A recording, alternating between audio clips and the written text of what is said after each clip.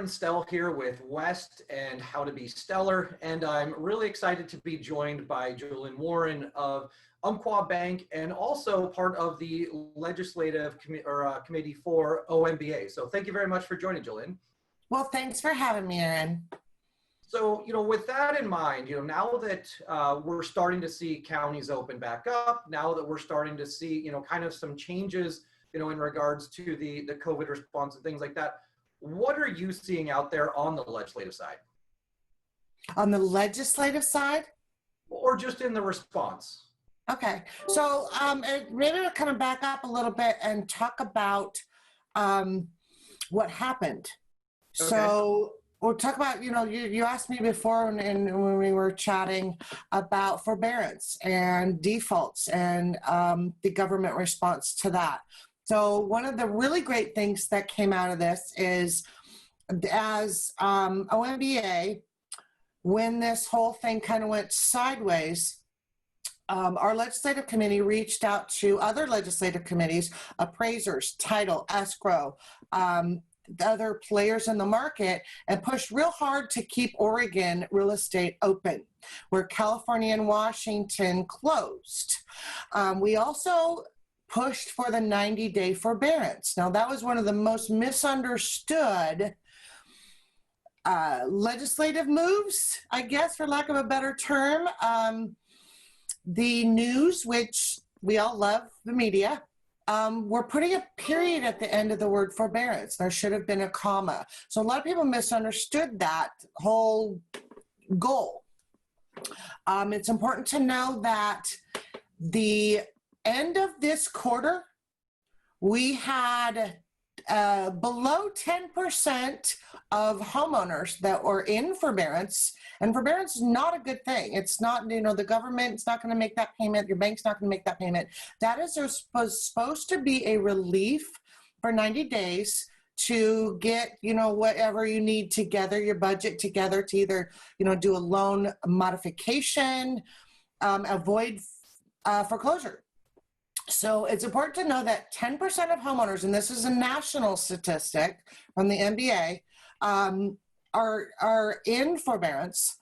Half of those folks are actually making their regular mortgage payments, and less than 10% are in actual default. Now, that's really important to know because I've heard several times where this pandemic financially has been compared to 2008 in the real estate market. It is absolutely not even close. 2008 was a manual adjustment in the market, so which meaning that real estate caused it, right? We all know what happened and why. This is the real estate response to this pandemic is an artificial one. So it's a natural flow of when people start losing their jobs and things. In 2009, 70% of homeowners were either in default, forbearance, or had applied for some sort of modification. And the reason for that is that 10%, so let me say this, 90% of homeowners had less than 10% worth of equity when the crash hit. The latest statistic is nationally, 90% of homeowners have 30% or more in equity. So where real estate killed our economy last time, I believe real estate is going to save it this time. That's great. So, with things like, forbearance and having to push off payments or be loan modifications and things like that, obviously we're in a little better spot from an equity standpoint, but we're getting toward a point of say last I heard maybe 20% unemployment. How do you see this working in regards to long-term ramifications for people that are going to need to borrow money or that are hoping to buy a house here down the road? That's a really good question, and the answer is we're not sure. We're really not sure. But the economy was so strong before this happened. So the rebound should be a lot less than, and I always, want to compare this to everybody who was saying in 2008, right? Because that's the only really gauge that we have. We have no idea. Banks are are preparing themselves for their operating budgets to make sure that we have enough funds to get through whatever is going to come due to unemployment. Now, people are opening up, like you said, and going back to work. I think, we're still going to keep our belts real tight to see, just because we haven't seen the bottom. In my opinion, I don't think we've seen the bottom. Right. And so you mentioned that banks are going to be trying to kind of tighten up and keep their balance sheet strong and keep their funds, for what they want to do with it. That leads me into the next question, which is, during this time, it's been really hard to get jumbo loans, or there have even been, kind of comments out there that it's not possible. But I know in our discussions, you're still doing jumbo loans and you're still seeing them happen. So what is going on with jumbo loans right now? So thank you. That's a really good way to phrase that question, because that's exactly what's happening is banks are tightening up. In a typical market, you have brokers, correspondent lenders, and banks. So the correspondent lenders and brokers go to the banks for their portfolio funds for home equity lines and jumbo products. A lot of banks have cut off any outside origination at all, Wells Fargo for one.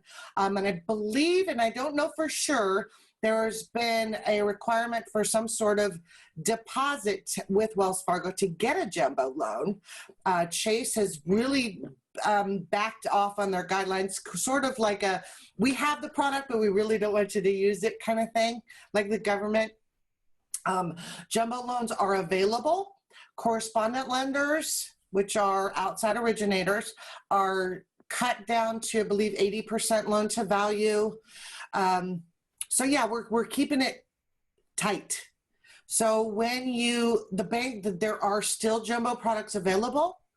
Umpqua Bank, we're still doing our jumbo portfolio and construction.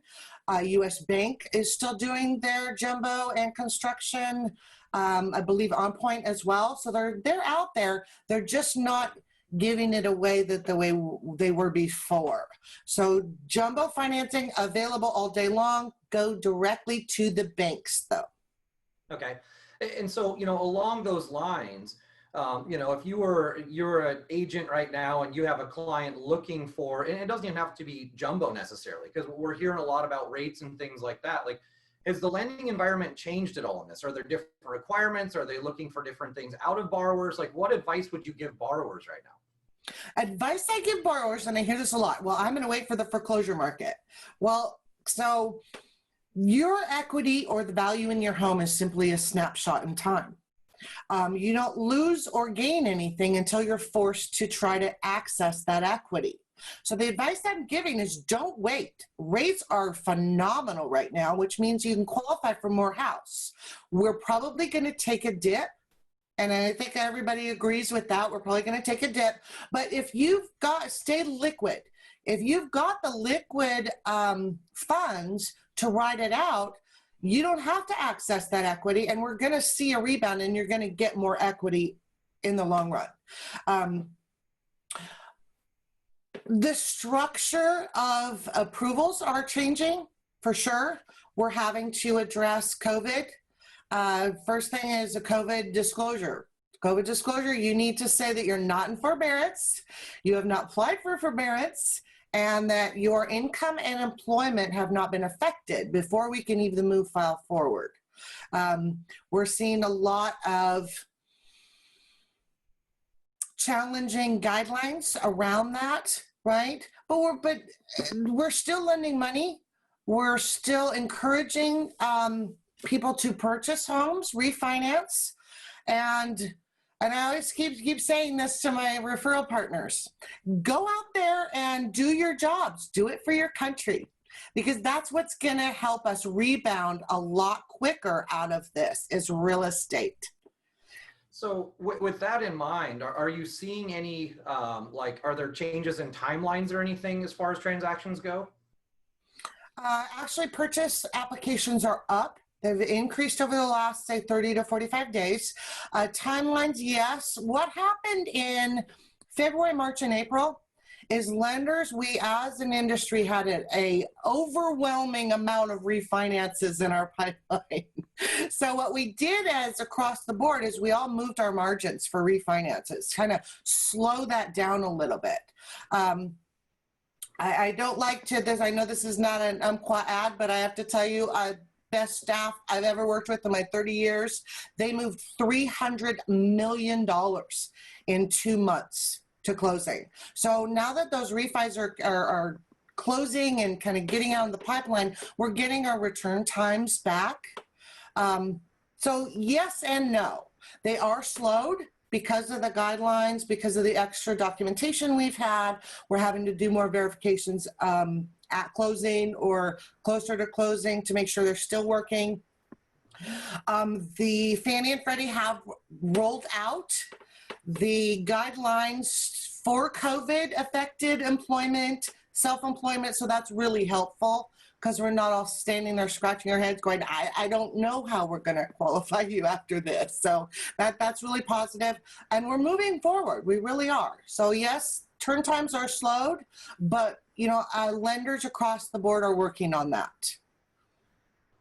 That's great. That answer the question? Because I always sometimes feel like a politician. That's exactly what I'm looking for. Yep. No, that is absolutely perfect. So, with all that going on, I'll leave you with one final question here. So if you were to go out and, one of the new things that I'm really looking at doing is we have a lot of really smart, savvy, expert people out there that can give advice. So if you were to give one advice to the people listening right now on how to be stellar, what would that be?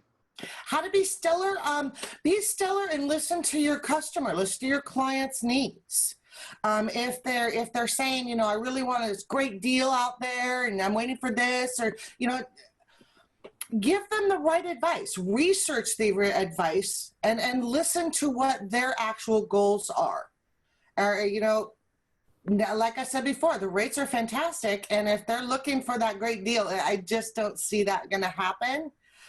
We don't know where the rates are going to go. So if it works financially for you right now, I don't know about you, but my crystal ball has a big crack in it. So I have no idea what's going to happen tomorrow. Take advantage while you can. So be the expert that we all know you are, and then you will be stellar. Well, thank you so much for your time, Jolin. I really appreciate it. Well, thanks for having me, Aaron. And, if you have any other questions in the middle, I have answers or I can find them. So, and thank you for what you do. Perfect. Thank you.